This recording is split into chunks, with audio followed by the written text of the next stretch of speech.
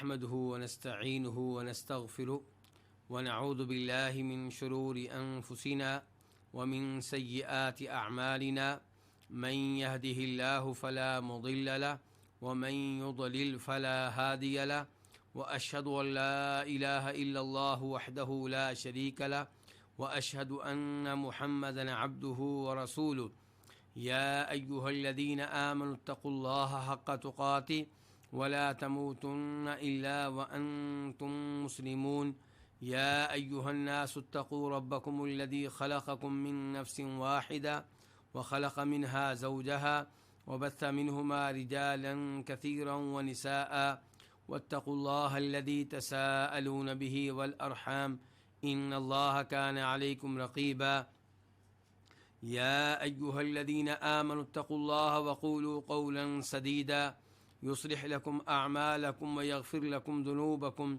ومن يطع الله ورسوله فقد فاز فوزا عظيما أما بعد فإن خير الحديث كتاب الله وخير الهدي هدي محمد صلى الله عليه وسلم وشر الأمور محدثاتها وكل محدثة بدعة وكل بدعة ضلالة وكل ضلالة في النار. قال تعالى: الحج أشهر معلومات فمن فرض فيهن الحج فلا رفث ولا فسوق ولا جدال في الحج وما تفعلوا من خير يعلمه الله وتزودوا فإن خير الزاد التقوى واتقون يا أولي الألباب. سورہ بقرہ کی آیت نمبر 197.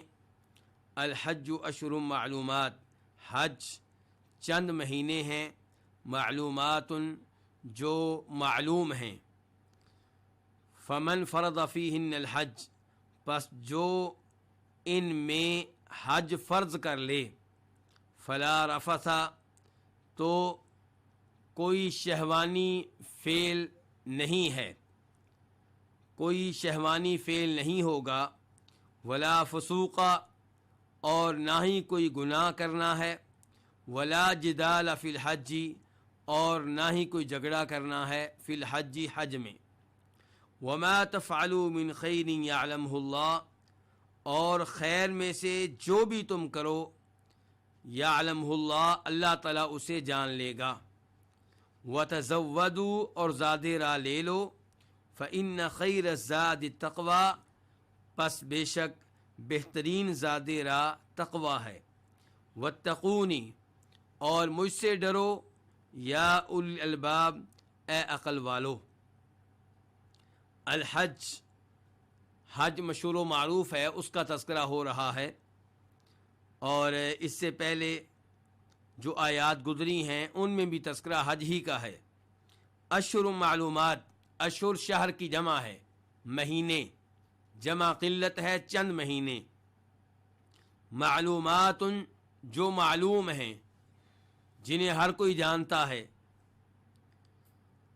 فمن فرض فیہن الحج، من جو کہ معنی میں ہے، فرض فرض کر لے، واجب کر لے، فیہن ان میں، کن میں؟ ان مہینوں میں.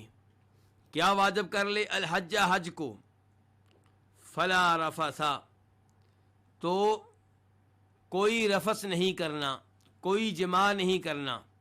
رفث سے مراد جماع ہے، اور رفث سے مراد وہ سارے اسباب اور ذرائع اور مقدمات بھی ہیں جو جماع کا سبب بنتے ہیں. ولا فسوق، اور نہ ہی کوئی گناہ کرنا ہے. فسوق اللہ کی اطاعت سے نکل جانا. کسی قسم کا گناہ کیا جائے تو انسان اللہ کی اطاعت سے نکل جاتا ہے، اس لیے فسوق سے مراد ہر گناہ ہے. ولا جدال، اور نہ ہی کوئی جھگڑا ہے، نہ ہی کوئی جھگڑا کرنا ہے، فی الحج، حج میں.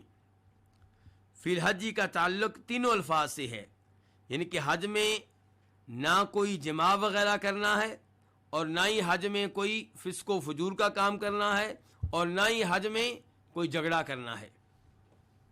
وما تفعلوا من خیر یعلمہ اللہ، اور جو بھی تم کرو، من خیر، خیر میں سے، من بیانیہ ہے، کس کا بیان ہے؟ وما تفعلوا کے ما کا.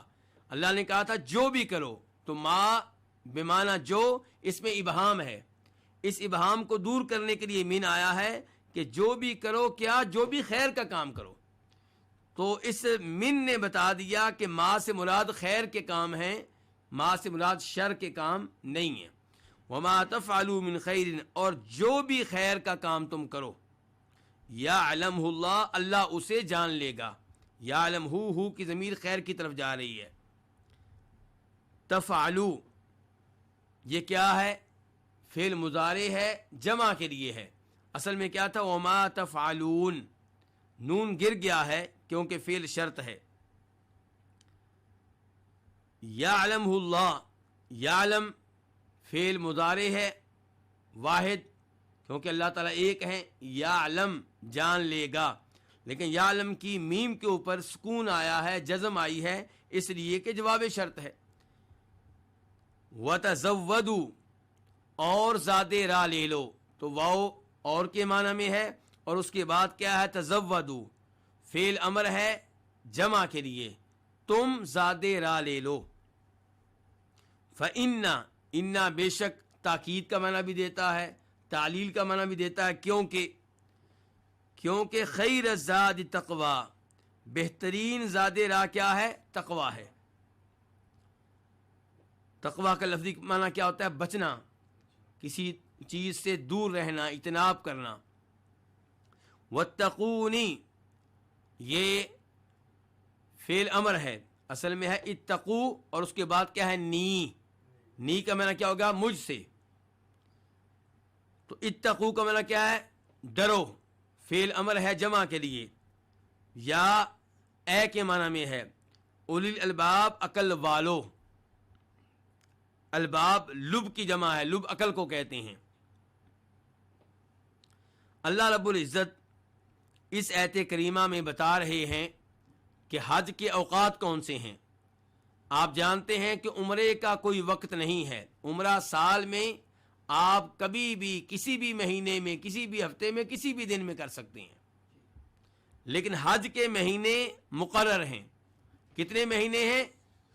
3 مہینے ہیں. اللہ نے کیا کہا؟ اشہر، اور یہ شہر کی جمع ہے، تو جمع میں کم از کم 3 ہونے چاہیے. تو 3 مہینے پھر کون سے ہیں؟ شوال، ذوالقعدہ اور ذوالحجہ.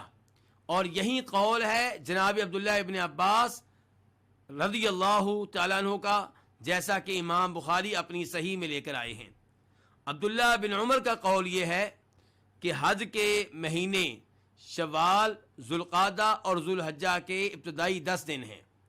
لیکن ان 2 اقوال میں سے راجح قول عبداللہ ابن عباس کا ہے، اور عبداللہ ابن عباس کا قول اپنائیں گے جو کہ قرآن کے الفاظ کے عین مطابق ہے، تو اس کا فائدہ یہ ہوگا کہ آپ نے پورے ذوالحجہ کو حج کا مہینہ شمار کیا. اس کا مطلب یہ ہے کہ اگر کوئی 10 تاریخ کو طواف افاضہ نہیں کر سکا، وہ 20 تاریخ کو کر لیتا ہے، 25 تاریخ کو کر لیتا ہے، ذوالحجہ کے مہینے میں کسی بھی دن کر لیتا ہے، تو اس نے طواف افاضہ حج کے مہینوں میں ہی کیا ہے. عبداللہ ابن عباس کا قول اس لحاظ سے بھی راجح قرار پاتا ہے کہ اللہ نے کہا کہ حج مہینے ہیں، اشہر جمع کا لفظ ہے، تو کم از کم 3 مہینے مراد لیں گے، تو پھر آپ کا قول اشہر کے مطابق ہوگا. اگر آپ کہیں گے 2 مہینے اور 10 دن، تو یہ الفاظ اشہر کے مطابق نہیں ہوں گے. اشہر کا معنی ہے مہینے، اور مہینے کم از کم 3 کے اوپر بولا جائے گا. جب آپ کہیں گے کہ حج کے مہینے شوال، ذوالقعدہ اور ذوالحجہ کے 10 دن ہیں، تو پھر یہ 2 مہینے 10 دن ہوئے، 3 مہینے نہ ہوئے. جب اللہ تعالیٰ کہہ رہے ہیں کہ حج کئی مہینے ہیں، اور حدیث سے پتا چلا کہ وہ مہینے، عبداللہ بن عباس کے قول سے پتا چلا کہ وہ 3 مہینے ہیں، تو یہاں پہ اللہ نے کہا تھا حج کئی مہینے ہیں، تو یہ ایک عجیب سی بات لگ رہی ہے. حج کیا مہینوں کا نام ہے؟ یہ کہا جاتا کہ حج طواف، سعی، وقوف عرفہ کا نام ہے، تو یہ بات آسان ہوتی، واضح ہوتی. لیکن اللہ تعالیٰ کہہ رہے ہیں حج کئی مہینوں کا نام ہے. تو کیا حج زمانے کو کہتے ہیں یا ایک عمل کو کہتے ہیں؟ حج تو ایک عمل کو کہتے ہیں. تو اس کا مطلب یہ ہے کہ یہاں پہ کوئی لفظ مقدر ہے.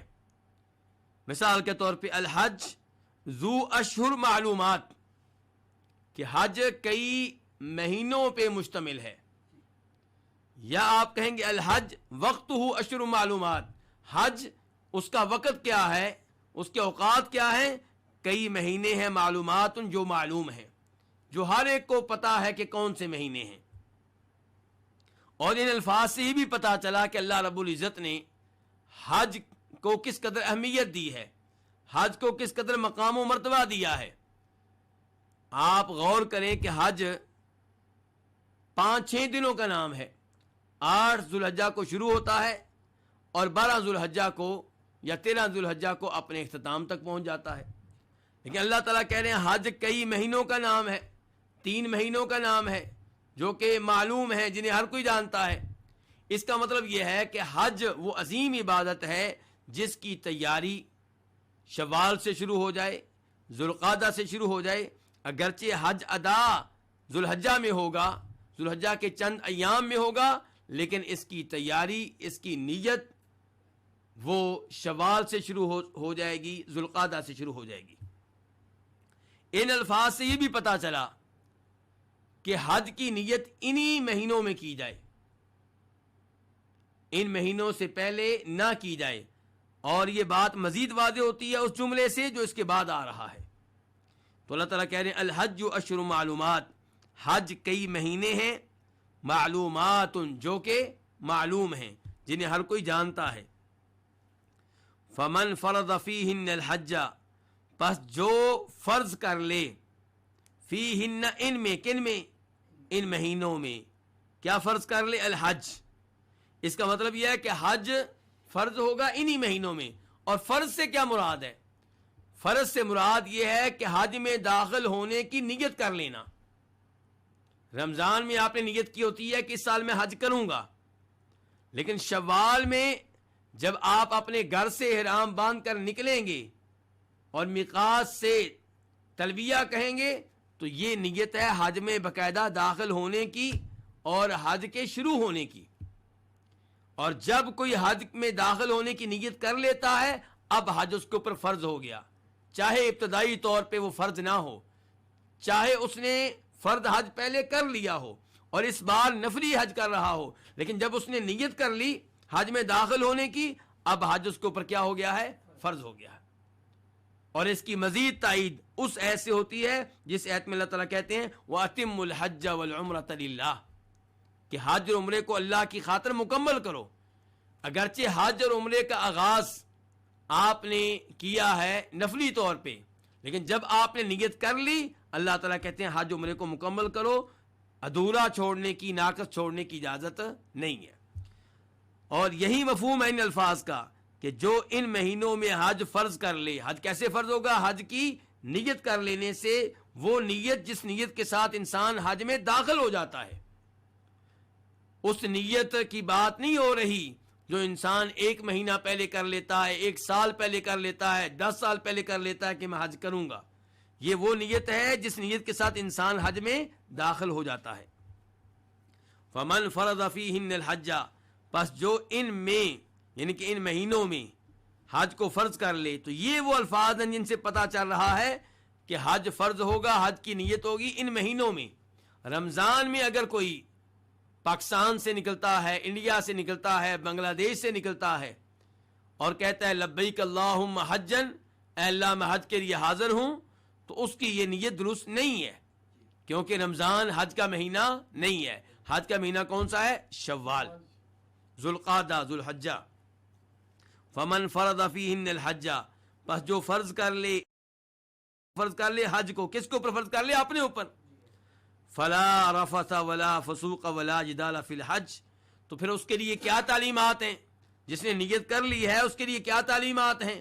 اس کے لیے تعلیمات یہ ہیں کہ فلا رفث، احرام کی حالت میں حج میں داخل ہونے کے بعد بیگم سے جماع کرنے کی اجازت نہیں ہے، بلکہ جماع کے مقدمات اختیار کرنے کی اجازت نہیں ہے۔ شہوت کی نیت سے مزہ لینے کے لیے بیگم کا ہاتھ پکڑ لینا، اس کی اجازت نہیں ہے۔ بیگم سے ایسی گفتگو کرنا جو شہوت کے نتیجے میں ہو، شہوت پہ مبنی ہو، یہ بھی جائز نہیں ہے۔ ولا فسوق، فسوق کس کو کہتے ہیں؟ اللہ کی اطاعت سے نکل جانے کو۔ تو یہاں پہ فسوق سے کیا مراد ہے؟ کچھ علماء کرام نے کہا کہ یہاں پہ فسوق سے مراد ہے کسی کو برا بلا کہنا، کسی کو گالی دینا۔ جن علماء کرام نے یہ تفسیر کی ہے انہوں نے اس حدیث کی طرف دیکھا ہے جس حدیث میں نبی علیہ الصلوۃ والسلام ارشاد فرماتے ہیں کہ سباب المسلم فسوق، مسلمان کو گالی دینا، برا بلا کہنا کیا ہے؟ فسوق ہے۔ اور کچھ علماء کرام کہتے ہیں فسوق سے مراد محظورات حرام کا ارتکاب کرنا ہے، وہ امور جو حالت حرام میں ممنوع ہیں ان کا ارتکاب کرنا، یہ کیا ہے؟ یہ فسوق ہے، یہ اللہ کی نافرمانی ہے، یہ گناہ ہے۔ اور صحیح بات یہ ہے کہ فسوق سے مراد ہر گناہ ہے، ہر معصیت ہے، ہر نافرمانی ہے۔ مسلمان کو برا بلا کہنا، گالی دینا، وہ بھی اس میں شامل ہے۔ محظورات احرام کا ارتکاب کرنا، وہ بھی اس میں شامل ہے۔ اور اس کے علاوہ بھی گناہ کی ہر صورت، گناہ کی ہر نوعیت اس میں شامل ہے۔ تو ولا فسوقہ، کسی قسم کی نافرمانی نہیں کرنی، کسی قسم کی معصیت کا ارتکاب نہیں کرنا۔ ولا جدال، اور نہ ہی جھگڑا کرنا ہے۔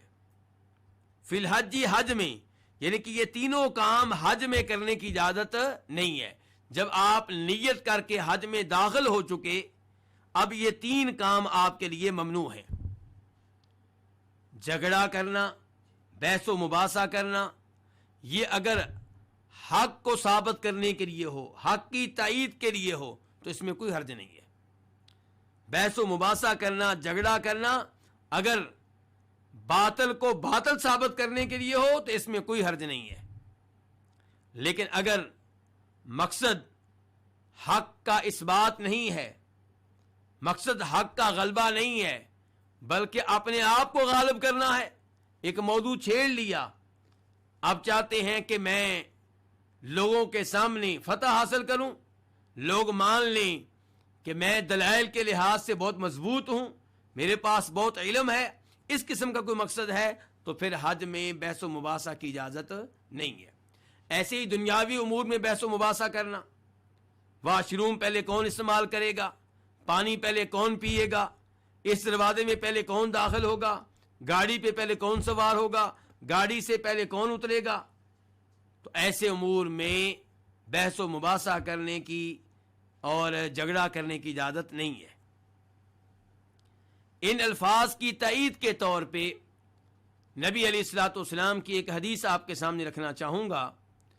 اس حدیث میں آپ علیہ الصلوۃ والسلام فرماتے ہیں من حج ھذا البیت فلم یرفث ولم یفسق رجع کما ولدتہ امہ، کہ جس نے اس گھر کا حج کیا، کس گھر کا؟ بیت اللہ کا، کعبہ کا، اور حج کے دوران بیگم کے ساتھ تعلقات قائم کرنے سے اجتناب کیا اور گناہوں سے دور رہا، تو حج کے بعد وہ اپنے گھر اس حال میں واپس آئے گا کہ گناہوں سے ایسے پاک صاف ہو چکا ہوگا جیسے اس دن گناہوں سے پاک صاف تھا جس دن اس کی ماں نے اس کو جنم دیا تھا۔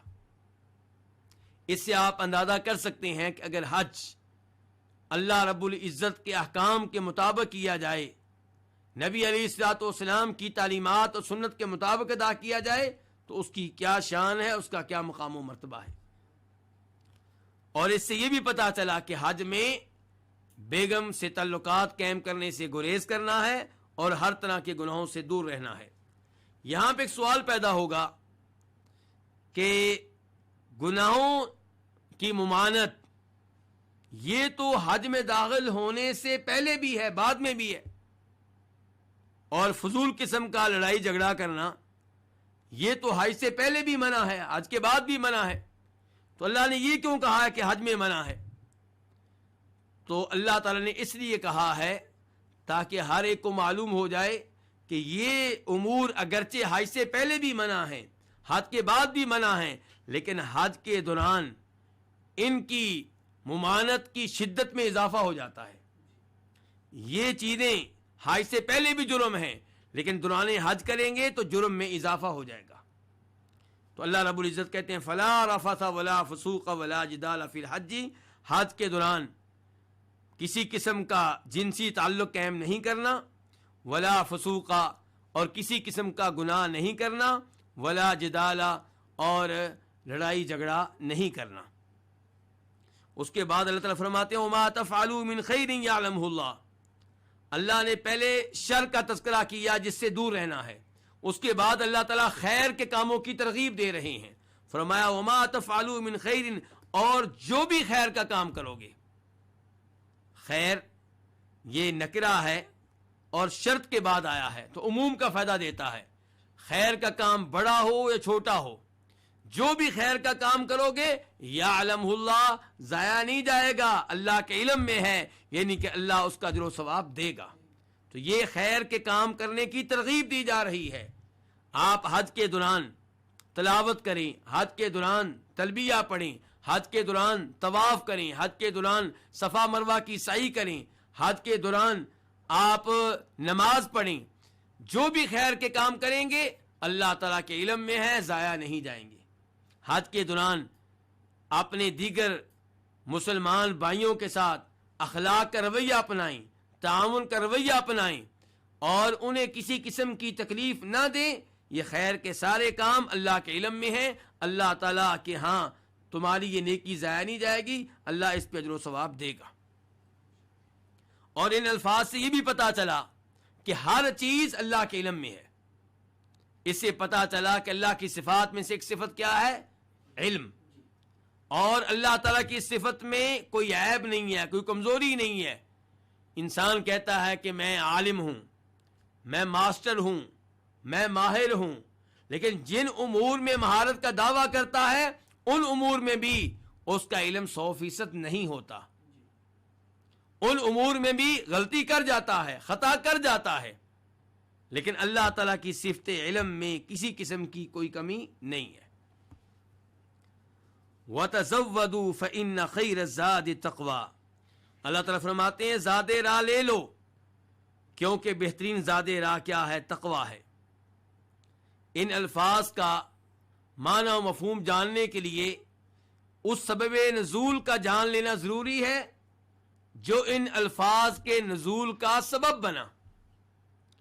امام بخاری روایت کرتے ہیں جناب عبداللہ ابن عباس رضی اللہ تعالی عنہما سے کہ اہل یمن حج کے لیے آتے تو زاد راہ لیے بغیر آتے، کھانے پینے کا سامان لیے بغیر آتے، جیب خرچ لیے بغیر آتے، مکہ میں پہنچ کر لوگوں سے سوال کرتے، لوگوں سے مانگتے اور کہتے کہ نحن المتوکلون، ہم اللہ پہ توکل کرنے والے ہیں، ہمارا اللہ پہ بھروسہ ہے، ہمارا اللہ پہ اعتماد ہے۔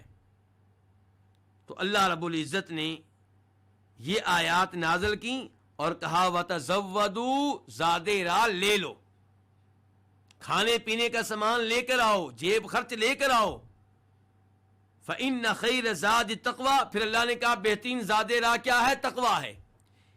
یہ الفاظ بتا رہے ہیں کہ جب اللہ نے کہا زاد راہ لے لو تو ان الفاظ سے مراد دونوں طرح کا زاد راہ ہے، وہ زاد راہ جس کی آپ کے جسم کو ضرورت ہے، کھانے پینے کی چیزیں، اور وہ زاد راہ جس کی آپ کی روح کو ضرورت ہے۔ اس لیے کہا زاد راہ لے لو، بہترین زاد راہ کیا ہے؟ تقویٰ ہے۔ جیسے اللہ تعالیٰ نے ایک اور مقام پہ کہا ہے کہ بہترین لباس تقویٰ کا لباس ہے، ایسے یہاں پہ کہا بہترین زاد راہ کیا ہے؟ تقویٰ ہے۔ آپ متقی بن کر آئیں، پرہیزگار بن کر آئیں، گناہوں سے بچتے ہوئے حج کے لیے آئیں۔ حج کے دوران گناہوں سے بچیں، حج کے دوران اللہ کی نافرمانی سے بچیں، حج کے دوران ایسے امور سے بچیں جن امور کا ارتکاب کرنے پہ اللہ تعالیٰ ناراض ہو جاتا ہے۔ تو فرمایا وَتَزَوَّدُوا فَإِنَّ خَيْرَ الزَّادِ التَّقْوَىٰ، اور یہاں پہ اس امر کی وضاحت کر دوں کہ یمنی لوگ کہا کرتے تھے ہم اللہ پہ توکل کرنے والے ہیں، جبکہ شریعت میں اس کو توکل نہیں کہتے۔ توکل کس چیز کا نام ہے؟ کہ آپ جو کام کرنا چاہتے ہیں اس کام کو سر انجام دینے کے لیے جن اسباب کو اختیار کرنا ضروری ہے وہ تمام اسباب اور ذرائع اور وسائل اختیار کریں، اس کے بعد آپ کا بھروسہ ان اسباب پہ نہ ہو، ان وسائل پہ نہ ہو، ان ذرائع پہ نہ ہو، بلکہ بھروسہ کس پہ ہو؟ اسباب کے رب پہ ہو۔ لیکن اسباب اختیار کیے جائیں گے۔ انبیاء کرام علیہم الصلوۃ والسلام نے جب بھی جہاد کیا، جہاد کے اسباب اور ذرائع اختیار کیے۔ آپ بدر کی لڑائی لڑتے ہیں تو صحابہ کرام کو ساتھ لے کر گئے ہیں، جو اسلحہ میسر تھا اسے ساتھ لے کر گئے ہیں، لیکن اب جب میدان میں پہنچے ہیں تو توکل اور اعتماد اور بھروسہ کس پہ ہے؟ اللہ رب العزت پہ۔ صحابہ کرام پہ بھروسہ نہیں ہے، لیکن صحابہ کرام کو بطور اسباب اختیار کیا ہے، یہ ہے توکل۔ اسباب اختیار کیے بغیر کہنا کہ اللہ پہ توکل ہے، یہ شرعی توکل نہیں ہے۔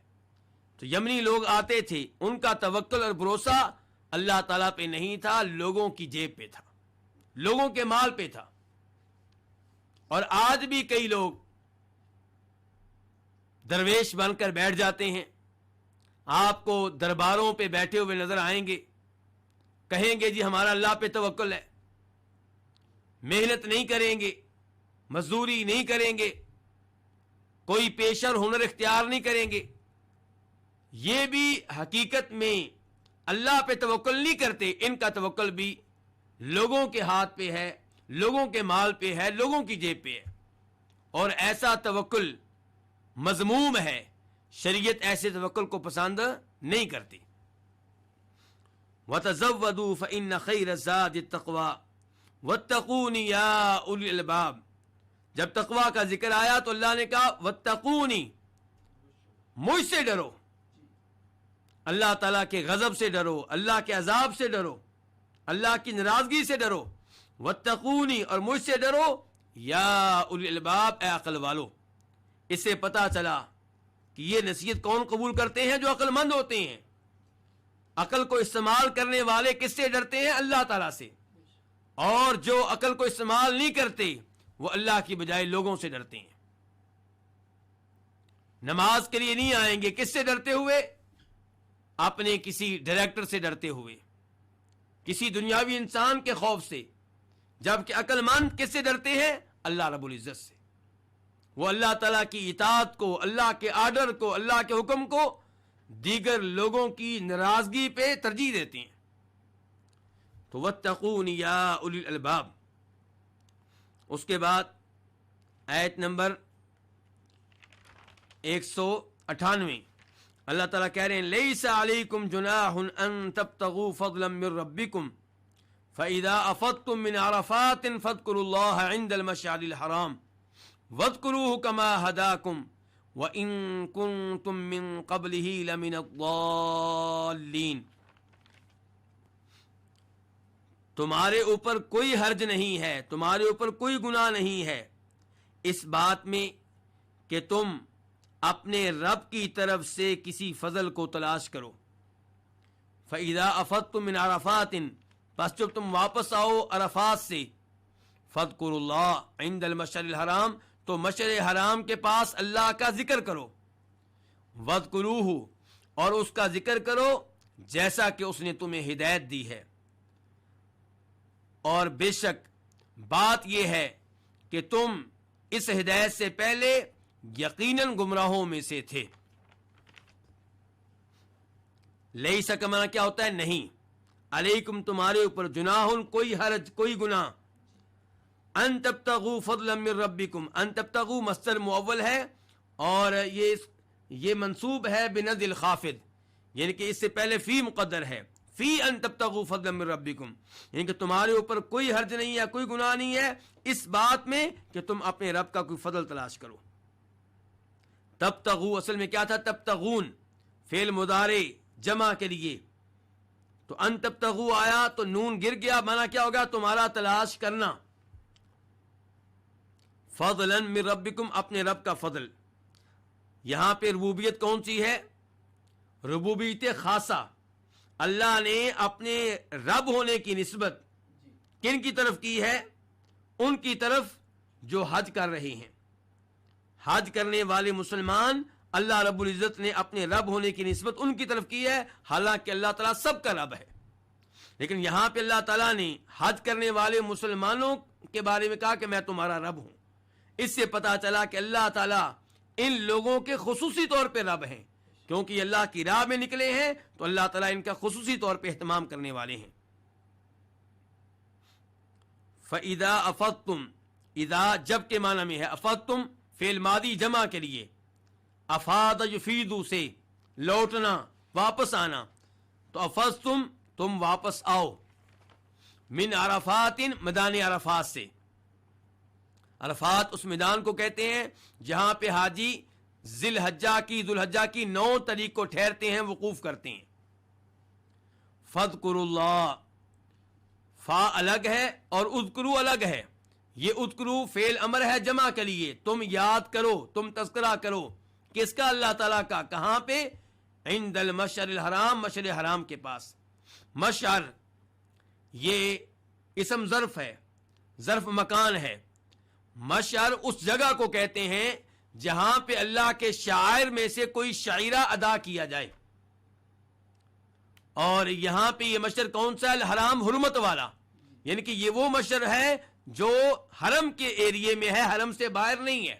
میدان عرفات بھی مشعر ہے، وہاں پہ بھی اللہ کے شاعر میں سے ایک شعیرہ ادا ہوتا ہے، لیکن وہ مشعر حلال ہے. اور مزدلفہ مشعر حرام ہے، کیونکہ مزدلفہ حرم کے اندر ہے.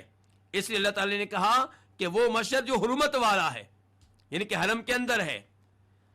مشعر حرام ایک پہاڑ کو کہتے ہیں جو مزدلفہ میں ہے. تو اللہ نے کہا تم اللہ کا ذکر کرو مشعر حرام کے پاس، یعنی کہ مزدلفہ میں. مشعر حرام کے پاس کیا ہے؟ مزدلفہ ہے. وَاذْكُرُوهُ، واو اور کے معنی میں ہے. اذکرو فعل امر ہے جمع کے لیے. ہو یہ ضمیر کس کی طرف جا رہی ہے؟ اللہ تعالیٰ کی طرف. وَاذْكُرُوهُ، اللہ تعالیٰ کا ذکر کرو، اللہ کو یاد کرو، اللہ کا تذکرہ کرو. کما، جیسا کہ، یہ تشبیہ کے لیے ہے. ہدا فعل ماضی ہے واحد کے لیے، اس نے ہدایت دی ہے، کم تمہیں. اور دوسرا احتمال یہ ہے کہ کما کو تعلیل کے معنی میں لیے جائے، کاف کو تعلیل کے معنی میں، یعنی کہ وَاذْكُرُوهُ، اللہ تعالیٰ کا ذکر کرو اس وجہ سے کہ اس نے تمہیں ہدایت دی ہے. وَاذْكُرُوهُ لِهِدَایَتِكُمْ، چونکہ اللہ نے تمہیں ہدایت دی ہے، اس نعمت کا شکریہ یہ ہے کہ تم اللہ تعالیٰ کا ذکر کرو. اور پہلا احتمال کیا تھا کہ کاف تشبیہ کے لیے ہے کہ اللہ کا ذکر ایسے کرو جیسے اس نے تمہیں سکھایا ہے، جیسے اس نے تمہاری رہنمائی کی ہے، جیسے اس نے تمہیں تعلیم دی ہے. وَإِن، اس ان کو کہتے ہیں مخففہ من الثقیلہ. ایک ان ہوتا ہے شرطیہ جس کا معنی کیا ہوتا ہے؟ اگر. اور ایک ان وہ ہوتا ہے جو اصل میں اننا ہوتا ہے. تو یہ ان اصل میں کیا ہے؟ اننا. اس لیے کہتے ہیں مخففہ من الثقیلہ، کہ شد والا تھا، پھر شد اس کی دور کر دی گئی، لیکن حقیقت میں یہ شد والا ہی ہے. اور اننا کے بعد اسم ہوتا ہے، تو یہ اصل میں کیا؟ انہو، کہ بے شک بات یہ ہے، ضمیر شان ہے، بے شک بات یہ ہے کہ کنتم، تم تھے، کنتم فعل ماضی جمع کے لیے، من قبلی اس سے پہلے. کس سے پہلے؟ اس ہدایت سے پہلے. تم اس ہدایت سے پہلے کیا تھے؟ لمن الضالین، یقیناً گمراہوں میں سے تھے. الضالین ضال کی جمع ہے. ضال کس کو کہتے ہیں؟ گمراہ کو، یعنی کہ جس کے پاس علم نہ ہو، یا جو علم ہونے کے باوجود راہ راست پہ نہ آئے، وہ بھی کیا ہے؟ وہ بھی ضال ہے، وہ بھی گمراہ ہے. اللہ رب العزت اس آیت میں بیان کر رہے ہیں کہ تمہارے اوپر کوئی گناہ نہیں ہے کہ تم حج کے دوران اپنے رب کا فضل تلاش کرو، یعنی کہ رزق تلاش کرو، کاروبار کرو، تجارت کرو حج کے دوران، اس میں کوئی گناہ نہیں ہے. یہ الفاظ کب نازل ہوئے، کس مناسبت سے نازل ہوئے، اس بارے میں عبداللہ ابن عباس رضی اللہ عنہ فرماتے ہیں، اور اس روایت کو امام بخاری اپنی صحیح میں لے کر آئے ہیں، کہ زمانے جاہلیت میں کئی بازار ہوا کرتے تھے. ایک بازار تھا اوقاز، اور ایک ذوالمجاز، اور ایک مجنہ. جب اسلام آیا تو صحابہ کرام نے ان بازاروں میں حج کے دوران کاروبار کو گناہ سمجھا، تو اللہ رب العزت نے یہ آیت نازل کی اور فرمایا لیس علیکم جناح ان تبتغوا فضلا من ربکم، کہ حج کے دوران کاروبار کرو، تجارت کرو، رزق کماؤ، رزق تلاش کرو، اس میں کوئی حرج نہیں ہے، کوئی گناہ نہیں ہے۔ اور انہی الفاظ کے بارے میں امام ابو داؤد روایت کرتے ہیں ابو امامہ سے، یہ ابو امامہ صحابی نہیں ہے بلکہ ایک تابعی ہیں، وہ کہتے ہیں کہ میں حج کے دوران اپنی سواریاں کرائے پہ دیا کرتا تھا، میرا یہ کاروبار تھا۔ لوگوں نے مجھ سے کہا کہ حج کے دوران تم یہ کاروبار کرتے ہو، تمہارا کوئی حج نہیں ہے۔ کہتے ہیں کہ میں عبداللہ بن عمر کے پاس آیا، ان سے سوال کیا تو وہ کہنے لگے مجھے یہ بتاؤ کہ حج کے دوران حج میں داخل ہونے کی نیت کرتے ہو؟ میں نے کہا بالکل۔ تلبیہ کہتے ہو؟ میں نے کہا بالکل۔ طواف کرتے ہو؟ میں نے کہا بالکل۔ عرفہ میں، میدان عرفات میں وقوف کرتے ہو؟ میں نے کہا بالکل۔ تو عبداللہ ابن عباس نے کہا کہ تمہارا حج ٹھیک ہے۔ نبی علیہ الصلوۃ والسلام کے پاس ایک آدمی آیا تھا، اس نے بالکل یہی سوال کیا تھا جو سوال تم نے مجھ سے کیا ہے کہ میں حج کے دوران اپنی سواریاں کرائے پہ دیتا ہوں، کیا میرا حج ہے؟ تو یہ آیت نازل ہوئی تھی کہ لیس علیکم جناح ان تبتغوا فضلا من ربکم، کہ تمہارے اوپر کوئی گناہ نہیں ہے اس معاملے میں کہ تم اپنے رب کا فضل تلاش کرو، کاروبار کرو، تجارت کرو۔ تو اس سے پتہ چلا حج کے دوران کاروبار وغیرہ کرنے میں کوئی حرج نہیں ہے۔ تو ان الفاظ سے یہ بھی پتہ چلا کہ اسلام وہ دین نہیں ہے جو لوگوں کو دنیا سے روکے، بلکہ اسلام حج کے دوران حاجی سے کہہ رہا ہے کہ اگر تم حج کے دوران کاروبار کرتے ہو تو یہ کوئی گناہ نہیں ہے۔ اس کا مطلب یہ ہے کہ دین اسلام جہاں عبادت کی ترغیب دیتا ہے، آخرت کی فکر دیتا ہے، وہاں پہ وہ آپ کو دنیا کمانے کا حق بھی دیتا ہے، اور یہ اسلام کی خوبی ہے۔ اس کے بعد اللہ تعالیٰ فرماتے ہیں فَإِذَا أَفَضْتُم مِّنْ عَرَفَاتٍ فاذكروا اللَّهَ عِندَ الْمَشْعَرِ الْحَرَامِ، پس جب تم واپس آؤ میدان عرفات سے تو اللہ کا ذکر کرو مشعر حرام کے پاس۔ میدان عرفات سے واپس آؤ، اس کا کیا مطلب ہے؟ اس کا مطلب یہ ہے کہ حاجی میدان عرفات میں پہنچ چکا ہے اور اللہ تعالیٰ کہہ رہے ہیں کہ جب واپس آؤ تو تم نے مزدلفہ میں اللہ کا ذکر کرنا ہے۔ حج کی ترتیب کیا ہے آپ اس پہ غور کریں۔ حج کس تاریخ سے شروع ہوتا ہے؟ 8 ذو الحجہ کو حج شروع ہوتا ہے۔ مکہ میں لوگ احرام پہنتے ہیں، حج کی نیت کرتے ہیں، اور کئی لوگوں نے پہلے سے نیت کی ہوتی ہے۔ مثال کے طور پہ وہ لوگ جو حج کنان کر رہے ہوتے ہیں، یا حج افراد کرنے والے وہ لوگ جو باہر سے آئے ہوتے ہیں، تو انہوں نے پہلے سے نیت کی ہوتی ہے حج کی، یہ پہلے سے احرام کی حالت میں ہوتی ہیں۔ اور جو حج تمتع کر رہے ہوتے ہیں یا مکہ کے حاجی ہوتے ہیں، وہ 8 تاریخ کو نیت کرتے ہیں۔ تو 8 تاریخ کو نیت کر کے مینا میں آنا ہے۔ سنت طریقہ یہ ہے کہ مینا میں ظہر، عصر، مغرب، عشاء، فجر کی نمازیں ادا کی جائیں۔ اب فجر کی نماز ادا کریں گے تو 9 تاریخ شروع ہو چکی ہے۔ 9 تاریخ کو سورج طلوع ہونے کے بعد سنت طریقہ یہ ہے کہ آپ میدان عرفات کے لیے مینا سے نکل کھڑے ہوں، راستے میں تکبیریں کہیں، تلبیہ پڑھیں، میدان عرفات میں ظہر سے لے کر مغرب تک رہیں، وہاں پہ وقوف کریں، ظہر عصر کی نمازیں ادا کریں، اللہ رب العزت سے دعائیں کریں۔ اس کے بعد سنت طریقہ یہ ہے کہ آپ مزدلفہ میں آ جائیں۔ تو حاجی مکہ سے نکلتا ہے مینا، مینا سے عرفات، اب عرفات سے واپس مزدلفہ آتا ہے، کیونکہ مزدلفہ عرفات سے آگے نہیں ہے، بلکہ مزدلفہ جب آپ عرفات سے مکہ واپس آئیں گے تو تب آپ کے راستے میں آئے گا۔ جب آپ عرفات سے واپس آئیں گے تو پہلے مزدلفہ آئے گا، پھر مینا آئے گا۔ تو آپ مکہ سے نکلے تھے، مینا آئے 8 تاریخ کو، 9 تاریخ کو کہاں آئے؟ عرفات، اور 9 تاریخ کو مغرب کے بعد آپ واپس آئیں گے مکہ کی جانب، تو کہاں رکیں گے؟ مزدلفہ میں۔ اسی لیے اللہ تعالیٰ کہہ رہے ہیں فَإِذَا أَفَضْتُم مِّنْ عَرَفَاتٍ، جب تم عرفات سے واپس آؤ۔ اور 10 طریق کے طواف کو کیا کہتے ہیں؟ طواف افاضہ، کیونکہ وہ عرفات سے واپسی کے موقع پہ ہوتا ہے۔ تو فَإِذَا أَفَضْتُم مِّنْ عَرَفَاتٍ، جب تم عرفات سے واپس آؤ تو اللہ کا ذکر کرو مشعر حرام کے پاس۔ عرفات کے وقوف کی حج میں بہت زیادہ اہمیت ہے۔ نبی علیہ الصلوۃ والسلام فرماتے ہیں اس حدیث میں جسے امام ترمذی، ابو داؤد روایت کرتے ہیں کہ الحج عرفہ، حج نام ہے میدان عرفات میں وقوف کرنے کا۔ تو میدان عرفات میں وقوف کرنا یہ حج کا رکن ہے، اس کے بغیر حج نہیں ہوگا۔ لیکن اللہ رب العزت نے یہاں پہ عرفات میں وقوف کی اہمیت بیان نہیں کی، صرف اتنا بیان کیا ہے کہ جب عرفات سے واپس آؤ تو اللہ تعالیٰ کا ذکر کرو مشعر حرام کے پاس مزدلفہ میں۔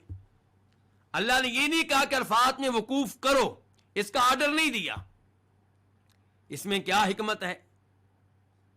تو جب آپ ان الفاظ پہ غور کریں گے تو آپ کو پتہ چلے گا کہ ان الفاظ سے یہ نتیجہ نکل رہا ہے کہ عرفات میں ہر حاجی نے جانا ہی جانا ہے، وہاں پہ وقوف کرنا ہی کرنا ہے۔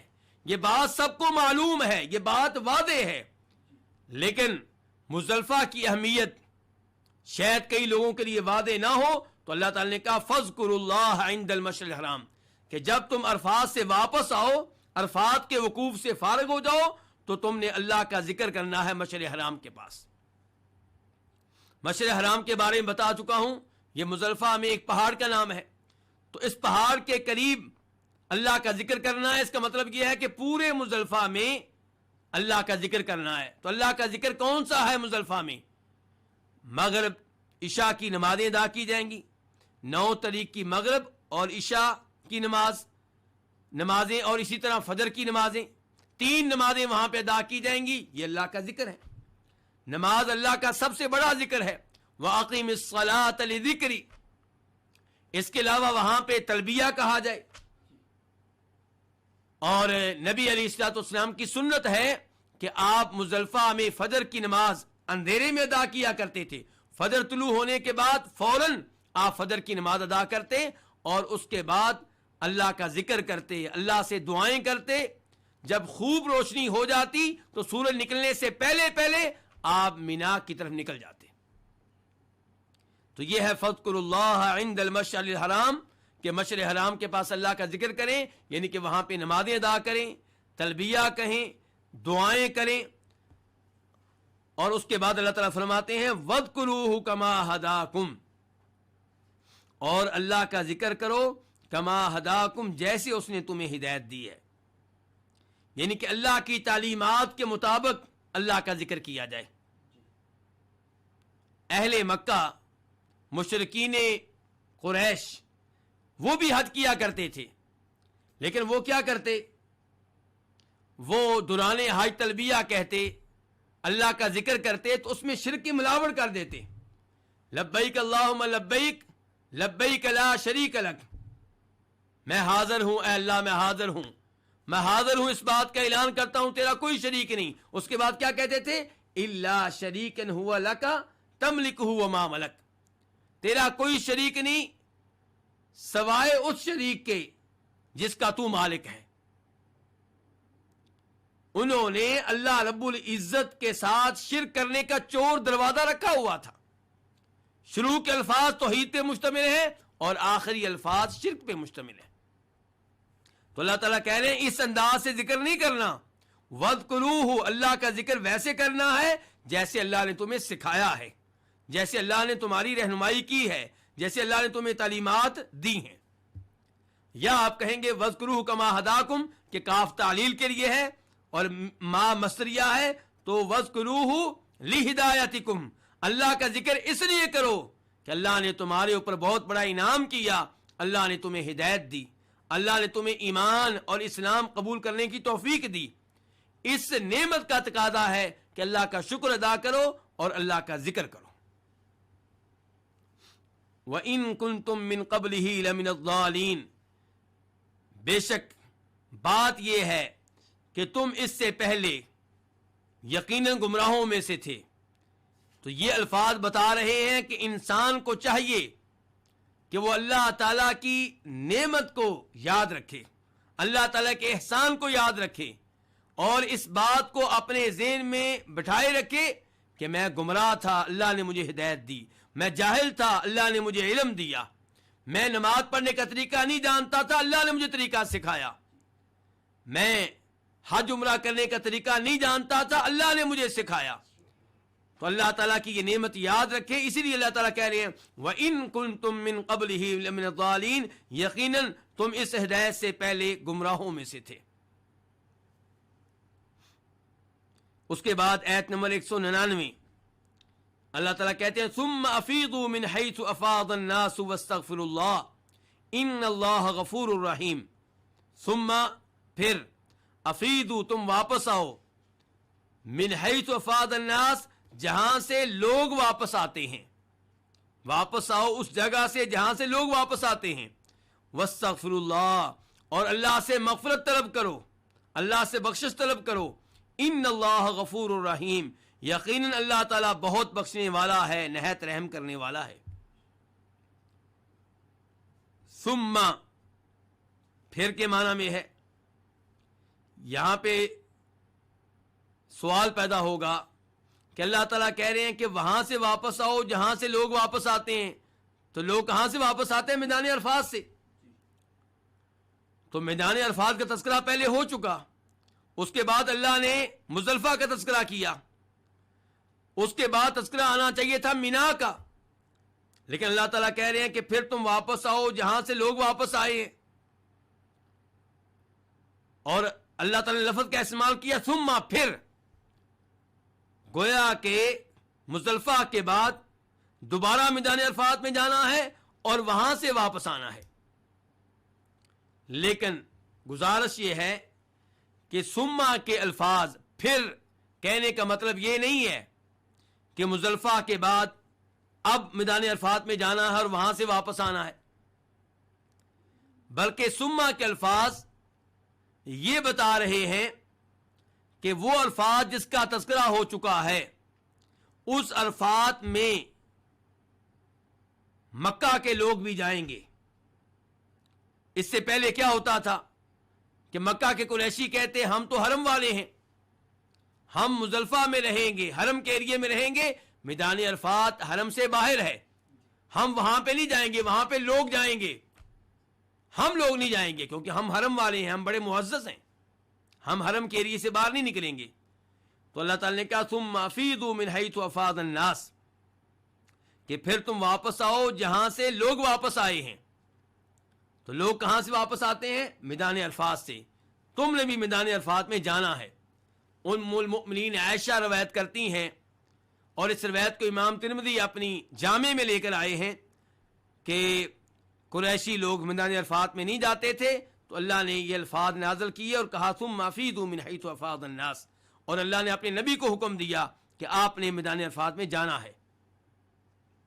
تو افیضوا فعل امر ہے، جمع کے لیے ہے، افاض یفیض سے تم واپس آؤ، حیث اس جگہ سے، یہ ظرف ہے، ظرف مکان، اس جگہ سے واپس آؤ جہاں سے لوگ واپس آتے ہیں۔ افاضا فعل ماضی ہے، واحد کے لیے کیونکہ فاعل بعد میں آ رہا ہے، الناس جہاں سے لوگ واپس آتے ہیں یعنی کہ باقی لوگ۔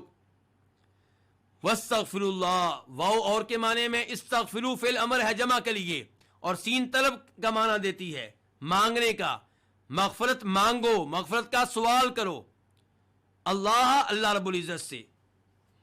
ان اللہ، کیونکہ اللہ تعالی غفور، بہت بخشنے والے، غفور مبالغے کا لفظ ہے، بہت بخشنے والے، بہت مغفرت کرنے والے، رحیم یہ بھی مبالغے کا لفظ ہے، کیا معنی ہوگا؟ بہت زیادہ رحمت کرنے والے۔ تو اللہ تعالیٰ آیت نمبر 199 میں حکم دے رہے ہیں کہ ان کو، حاجیوں کو، کہ سارے کے سارے حاجی میدان عرفات میں جائیں گے، کسی کے لیے خصوصیت نہیں ہے، اور اس سے پتا چلا کہ شریعت سب کے لیے برابر ہے۔ ہاں اگر شریعت نے کہیں پہ فرق کیا ہے تو شریعت نے بتا دیا ہے، ورنہ عام طور پہ شریعت میں کوئی فرق نہیں ہے، ساری شریعت تمام لوگوں کے لیے برابر ہے۔ فرمایا ثم افیضوا، تم واپس آؤ اس جگہ سے جہاں سے لوگ واپس آتے ہیں، واستغفروا اللہ، اور اللہ تعالیٰ سے مغفرت طلب کرو۔ اس میں اشارہ ہے اس بات کی طرف کہ آپ نے حج کے بڑے رکن عرفات کو، وقوف عرفات کو ادا کر لیا، اور وقوف مزدلفہ کو بھی ادا کر لیا۔ اس کے بعد طواف رہ گیا ہے، وہ کسی بھی دن ہو سکتا ہے، اگرچہ افضل دن 10 تاریخ ہے۔ فرمایا اب کیا کرنا ہے؟ اللہ سے گناہوں کی معافی لینی ہے۔ تو یہ وہی انداز ہے جو انداز اللہ رب العزت نے اور نبی علیہ الصلوۃ والسلام نے دیگر کئی عبادات میں اپنایا ہے۔ اللہ کے رسول علیہ الصلوۃ والسلام جب نماز سے فارغ ہوتے تو کیا کہتے تھے؟ اللہ تعالیٰ سے مغفرت طلب کرتے تھے، 3 دفعہ اللہ سے مغفرت طلب کرتے۔ مثال کے طور پہ آپ کہتے استغفر اللہ استغفر اللہ استغفر اللہ۔ تو یہاں پہ بھی یہی صورتحال ہے کہ حج کے آخر میں اللہ سے مغفرت طلب کی جائے۔ ان اللہ غفور الرحیم، یہ جملہ تعلیل ہے استغفروا کے لیے۔ اللہ سے گناہوں کی معافی کیوں مانگنی ہے؟ کیونکہ اللہ تعالیٰ بہت بخشنے والا ہے، نہایت رحم کرنے والا ہے۔ غفور اور رحیم اللہ کے ناموں میں سے 2 نام ہیں۔ ان 2 ناموں سے اللہ کی 2 صفتوں کا پتہ چل رہا ہے، نمبر 1 مغفرت، نمبر 2 رحمت۔ اللہ تعالیٰ مغفرت کرنے والے ہیں، رحمت کرنے والے ہیں، اور ہم ان دونوں صفات پہ ایمان لاتے ہیں، کسی قسم کی تعویل نہیں کریں گے، کسی قسم کی تحریف نہیں کریں گے، کسی قسم کی تشبیہ نہیں دیں گے، لیکن ان 2 صفات کو مانیں گے اور ان کے حقیقی معنی پہ محمول کریں گے۔ کئی لوگ اللہ تعالیٰ کے نام رحیم کو مان لیتے ہیں اور بظاہر صفت رحمت کو بھی مان لیتے ہیں، لیکن اس کے معنی کا انکار کرتے ہیں۔ ہم اس کے معنی کو بھی مانتے ہیں اور صفت کو بھی مانتے ہیں، اور یہ بھی مانتے ہیں کہ اللہ تعالیٰ رحیم ہے اور یہ اللہ کے ناموں میں سے ایک نام ہے۔ غفور مبالغے کا لفظ ہے کہ اللہ بہت معاف کرنے والے ہیں، اور ایسے ہی ہے اللہ ایک دنیا کو معاف کر رہے ہیں، دوسرے نمبر پہ ایک ہی انسان کو اللہ تعالیٰ بار بار معاف کر رہے ہیں۔ انسان بار بار گناہ کرتا ہے، بار بار مغفرت طلب کرتا ہے، اللہ تعالیٰ بار بار معاف کرتے ہیں، بخشتے ہیں۔ اس کے بعد اللہ تعالیٰ نے فرمایا آیت نمبر 200 میں فَإِذَا قَضَيْتُم مَّنَاسِكَكُمْ فَاذْكُرُوا اللَّهَ كَذِكْرِكُمْ آبَاءَكُمْ أَوْ أَشَدَّ ذِكْرًا فَمِنَ النَّاسِ مَن يَقُولُ رَبَّنَا آتِنَا فِي الدُّنْيَا وَمَا لَهُ فِي الْآخِرَةِ مِنْ خَلَاقٍ۔ پس جب تم ادا کر لو، مکمل کر لو مناسککم، اپنی حج کی عبادات، فَاذْكُرُوا اللَّهَ، تو اللہ کا ذکر کرو، كَذِكْرِكُمْ آبَاءَكُمْ، جیسے تم اپنے آباء و اجداد کا ذکر کیا کرتے تھے، او اشد ذکرا، یا اس سے بھی بڑھ کر ذکر۔ فَمِنَ النَّاسِ مَن يَقُولُ، پس لوگوں میں سے کچھ وہ ہیں جو کہتے ہیں ربنا، اے ہمارے رب، آتنا، ہمیں دے، فی الدنیا، دنیا میں، وما لہ فی الآخرۃ من خلاق، ایسے لوگوں کے لیے آخرت میں کوئی حصہ نہیں ہے۔ فَإِذَا، اذا کا معنی کیا ہے؟ جب، قضیتم فعل ماضی ہے جمع کے لیے، تم ادا کر لو، تم پورے کر لو، مناسککم، مناسک کس کی جمع ہے؟ جی اس کی جمع ہے، اور اس کا معنی کیا ہے؟ عبادت کا طریقہ، عبادت کا طریقہ، اور یہاں پہ مراد حج کی عبادت کے طریقے ہیں۔ جب تم پورے کر لو اپنے حج کی عبادات کے طریقے، یا اپنے حج کی عبادات کو پورا کر لو۔ فَاذْكُرُوا اللَّهَ، فا یہ اذا کے جواب میں ہے، تو کا معنی ہے اذکروا، تم ذکر کرو، فعل امر ہے جمع کے لیے اللہ تعالیٰ کا۔ اللہ تعالیٰ کا ذکر کیسے کرو؟ جیسے تم ذکر کیا کرتے تھے اپنے آباء و اجداد کا۔ آبا ابن کی جمع ہے، مراد باپ، دادا، پردادا وغیرہ۔ او اشد ذکرا، او یہاں بل کے معنی میں ہے، بلکہ اس سے بھی بڑھ کر اللہ کا ذکر کرو۔ پہلے کہا اللہ کا ذکر کرو اتنا جتنا ذکر تم کیا کرتے تھے اپنے آباء و اجداد کا، پھر کہا بلکہ اپنے آباء و اجداد کے تذکرے سے بڑھ کر اللہ کا تذکرہ کرو۔ فَمِنَ النَّاسِ، یہ من جو ہے یہ تبعیدیہ ہے، بعض کے معنی میں ہے کچھ لوگ۔ من یقول، یہ اسم موصول ہے، جو کہتے ہیں، جو کہتا ہے۔ یقول فعل مضارع ہے واحد کے لیے۔ ربنا، اے ہمارے رب۔ رب کس کو کہتے ہیں؟ جو پالنے والا ہو، جو رزق دینے والا ہو، جو تمام امور کی تدبیر کرنے والا ہو۔ ربنا، ہمارے رب۔ آتی، یہ فعل امر ہے واحد کے لیے، تو دے، نہ ہمیں، فی دنیا، دنیا میں، کیا دے؟ یہاں پہ مفعول مقدر ہے، یعنی کہ ہمیں ہمارا نصیب دے دنیا میں، ہمیں ہمارا حصہ دے دنیا میں۔ وما لہو، ما نافیہ ہے، نہیں ہے، لہو اس کے لیے۔ کس کے لیے؟ جو یہ کہے کہ اے ہمارے رب ہمیں دنیا میں ہمارا حصہ دے، ایسے آدمی کے لیے نہیں ہے فی الآخرت، آخرت میں، من خلاق، کوئی بھی حصہ۔ من زائدہ ہے ترکیب کے لحاظ سے، لیکن معنی کے لحاظ سے تاکید کے لیے ہے۔ خلاق حصہ تو من خلاق کسی قسم کا کوئی حصہ نہیں ہے۔ اس آیت میں اللہ رب العزت کہہ رہے ہیں کہ جب تم اپنے حج کی عبادات مکمل کر لو۔ حج کی عبادات مکمل کب ہوتی ہیں؟ جب انسان حلال ہو جاتا ہے۔ 10 تاریخ کو کنکریاں مارنے کے بعد، طواف وغیرہ کرنے کے بعد انسان احرام کھول دیتا ہے، حلال ہو جاتا ہے۔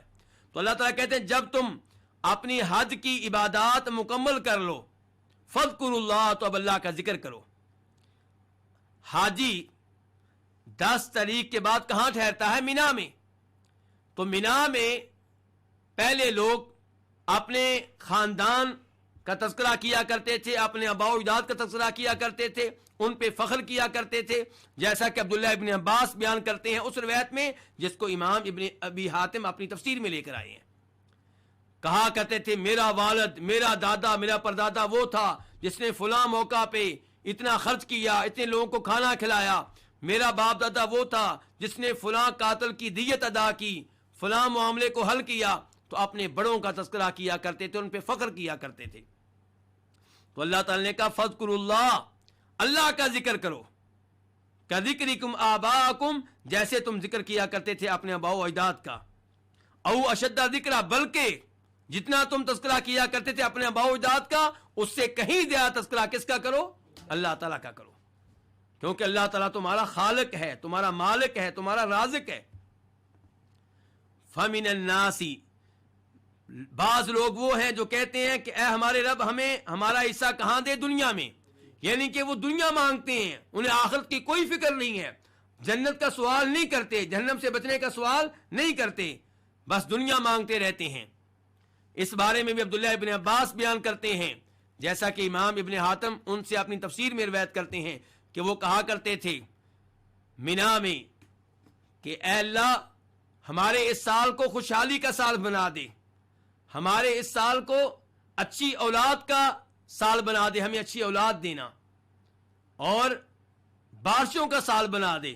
تو اللہ تعالیٰ کہہ رہے ہیں، خبردار کر رہے ہیں کہ ایسے لوگوں کے لیے آخرت میں کوئی حصہ نہیں جن کی توجہ صرف دنیا پہ ہو، جن کا سوال وہ ہو جس کا تعلق صرف دنیا سے ہو، جو آخرت سے اعراض کرتے ہوں، جنہیں آخرت کی کوئی فکر نہ ہو۔ اس کے بعد اللہ تعالیٰ فرماتے ہیں وَمِنْهُمْ مَنْ يَقُولُ رَبَّنَا آتِنَا فِي الدُّنْيَا حَسَنَةً وَفِي الْآخِرَةِ حَسَنَةً وَقِنَا عَذَابَ النَّارِ، یہ آیت نمبر 201 ہے۔ وَمِنْهُمْ، اور ان میں سے کچھ وہ ہیں جو کہتے ہیں ربنا، اے ہمارے رب، آتینا، ہمیں دے، فی الدنیا، دنیا میں، حسنہ، بلائی، وفی الآخرۃ حسنہ، اور آخرت میں بھی بلائی، وقنا، اور ہمیں محفوظ رکھنا، ہمیں بچانا، عذاب النار، جہنم کے عذاب سے۔ منہم، یہ من تبعیدیہ ہے، بعض کے معنی میں ہے، ان میں سے بعض وہ ہیں من یقول، جو کہتے ہیں ربنا، اے ہمارے رب، آتینا، اس کی وضاحت پہلے ہو چکی ہے، کیا کہتے ہیں؟ اے ہمارا رب ہمیں دے، دنیا میں کیا دے؟ حسنہ، خیر دے، اچھائی دے، بلائی دے، اور آخرت میں بھی کیا دینا؟ بلائی دینا، خیر دینا۔ وقینا، قینا، کی فعل امر ہے واحد کے لیے، کی وقا، یقی سے فعل امر ہے، تو بچا، نہ ہمیں، عذاب الناری، جہنم کے عذاب سے۔ اس آیت میں اللہ تعالی نے دوسرے فریق کا تذکرہ کیا۔ پہلا فریق کون تھا؟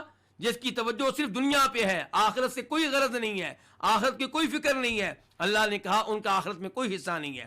دوسرا فریق وہ ہے جو دنیا بھی مانگتا ہے، آخرت بھی مانگتا ہے، اور جہنم کے عذاب سے پناہ بھی مانگتا ہے۔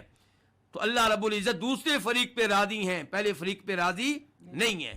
اے ہمارے رب ہمیں دنیا کی خیر دے، دنیا کی بلائی دے۔ اس میں دنیا کی ہر خیر آ جاتی ہے، رزق، مکان، گاڑی، جاب، اولاد، کھیتی باڑی، پراپرٹی، عزت، دنیا کی ہر چیز اس میں داخل ہے۔ وفی الآخرۃ حسنہ، اور ہمیں آخرت کی بلائی دے، اس میں آخرت کی ہر خیر داخل ہے۔ اللہ تعالیٰ کے چہرے کا دیدار، جنت، نامہ اعمال دائیں ہاتھ میں ملے، حوض کوثر سے پانی پینے کا موقع ملے، جہنم کے اوپر جو پل ہے وہاں سے سلامتی سے گزر جائیں، یہ تمام چیزیں وفی الآخرۃ حسنہ میں داخل ہیں۔ وقنا عذاب النار، یہ کیوں کہا، یہ کیوں سکھایا؟ اور ہمیں جہنم کے عذاب سے بچا، کیونکہ کئی لوگ ایسے ہوں گے جنہیں آخرت میں جنت مل جائے گی لیکن پہلے جہنم میں ڈالا جائے گا۔